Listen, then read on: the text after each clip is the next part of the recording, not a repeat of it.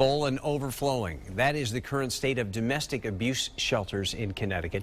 News 8 anchor Scott McDonald tonight brings us the powerful story of one family fighting for change and the latest challenge ahead. Here's tonight's closer look. Because there's a big hole in the family. Everybody feels it. You know, my heart breaks. Every morning I get up and it's like, you know, how did we get to this point? For a lady with Mary as a first name, it can be a challenge to not let sadness overcome Christmastime in the Jackson family. This will be our third Christmas without her. Mary Jackson can't forget how frightening life became for her daughter Lori and their family. We did all we could to protect her. Lori Jackson had a restraining order against her husband, Scott Golately, and they did all they can to get away from him. When we left our house, we left with the police escort because he said he was coming to the house. So they walked my daughter and I out with the two babies. My husband wasn't home for work yet. That's very scary, very scary. They had a security system, even wore panic alarms around their necks. They had thought Golately was far away in Virginia. My daughter's husband left. He left with a gun. And so that was always on the back of our mind that, you know, if he ever approached us, he'd have a gun. He did find them.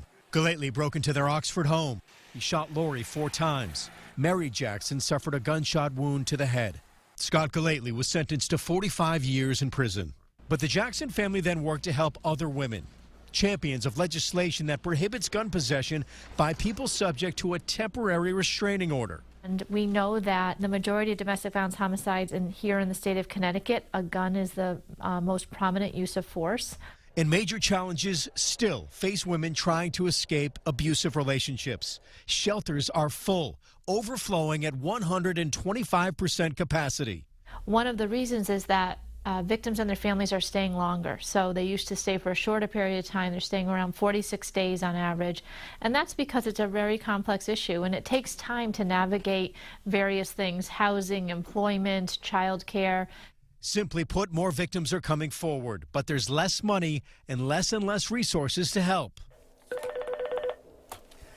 Umbrella Center for Domestic Violence Services. No one will be turned away when seeking safe haven from an abuser, but Connecticut is at a tipping point. We are definitely at a stage where we're needing to talk through what may or may not happen if things get even worse. And for one mom who knows what can happen, it's a terrifying thought. Every life is important, and everybody deserves a chance, a place to go to be safe.